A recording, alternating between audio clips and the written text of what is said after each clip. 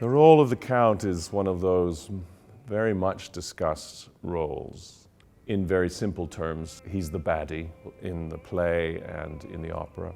He starts off because it's a class thing, I mean, particularly in the era of Beaumarchais and da Ponte and Mozart. We have this class struggle between lower and upper class. The privileges of the upper class, what is this enshrined, not just in law, but in expectation. So the Count is born expecting this opportunities to have the droit de seigneur, the opportunity to have situations with women before they're married and sometimes even on the day of their marriage. We know in modern context this is completely unbelievable, of course.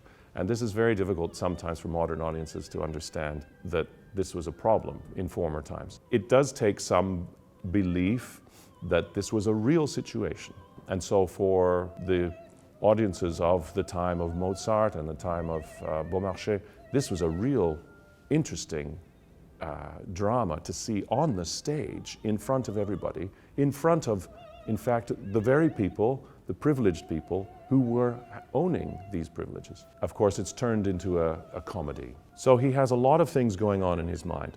The thing that makes it funny is that other people set up things which seem almost believable. And so the Count is steered towards these situations where if his intelligence, which is not bad, were to figure it out, he'd be going, but how did that happen? And the audience sees this in his mind. It's a great thinking role. It's a great way to show the confusion in his mind. And in the end, La Folle Journée, which is what the subtitle of the opera is called, is in fact the craziness in the Count's mind. When I play the Count, it's the Count's opera. So everything is happening to him. This is, for me, is the greatest treasure, because I feel in some ways it's the gift to the actor, that if he can make sure that everything that's going on is not quite right, and the audience can see that he's confused because other things have set up this confusion, that's what makes, that's the enjoyment of I think, the audience to see the comedy. As bass baritones, we don't often get to sing too much comedy. Perhaps Falstaff is the other opportunity. Okay, maybe some Donizetti.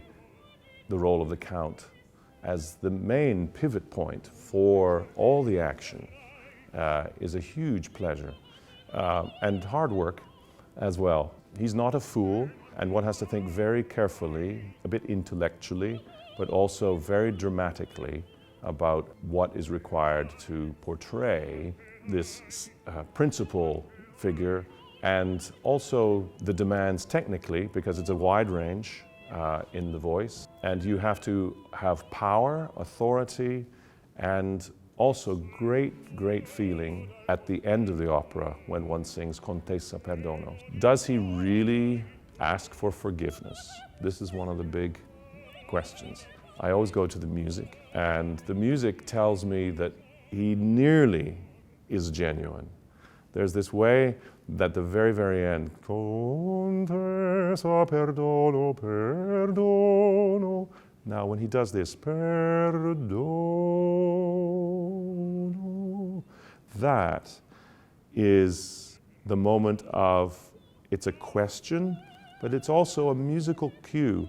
The great Nicholas Harnoncourt always said that the sharpened note in a recitative or in a solo line was always this, perhaps a marker of not sincerity, of insincerity.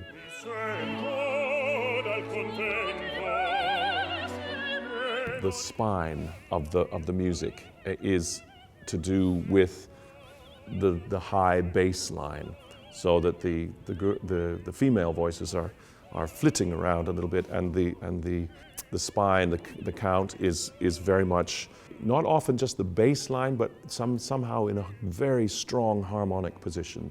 That what the Count sings, and the Count sings many times semitones,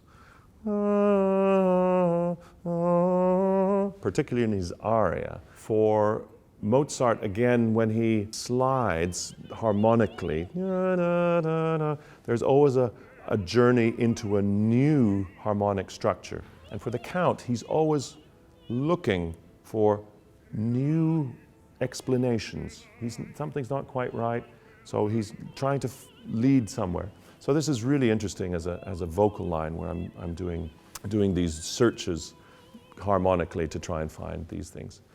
Mi sento dal contento, pieno di gioia il cor. One of the things I love about the Netia Jones production here at the Palais Garnier is it reveals a sector of society, the opera production scene. We have colleagues, we have musicians, but we also have administration, all the people that are in our business. And this slice of life does have its hierarchy. The Comte has the top position here. He is the intendant, that the production is set around what will happen in a day of preparation for a performance of Les Noces de Figaro. So there's lots of business going on that he has to involve himself in. Very modern. He's making text messages on his phone. He's phoning people about, why isn't this set ready for tonight? He interacts with costume people. He has in the production itself, I have a costume, an essayage costume, which we all, as performers, we all know this situation completely. And the hierarchy is very clear. Comte, intendant, with costume lady Susanna. He is the employer, she is the employee. He can decide whether to keep her, fire her. If the setting in the Palais Garnier, backstage, we can bring all our familiar things from our profession to the front of the stage and show the audience.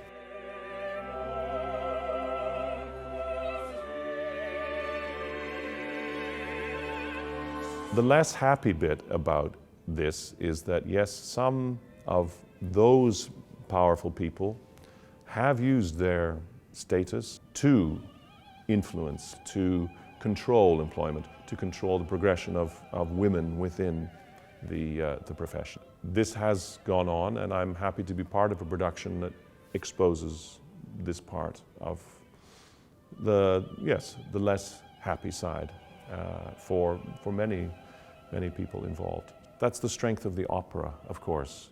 The story, unfortunately, repeats itself over generations, but this is an opportunity for us to look now and hope this is being looked at, that this story perhaps will not be so familiar in the future.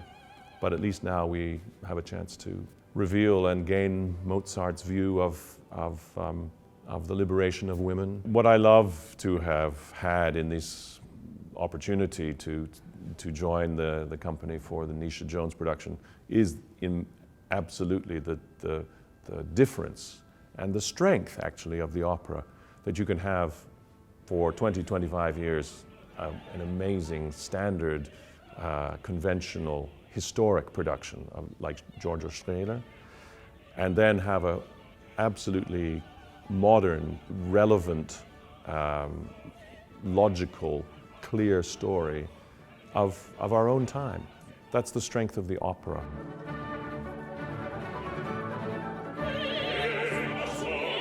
The gift, I think, that Mozart has given us is that we all think that we can sing Mozart. His music the tunes are very straightforward. It's available to what is a normal person to sing. So that there's strength in the actual harmony of it, but somehow it touches the individual person. I love it. Every time I hear the beginning of the overture of Les Noces de Figaro, I think, I'm in God's company. It's amazing.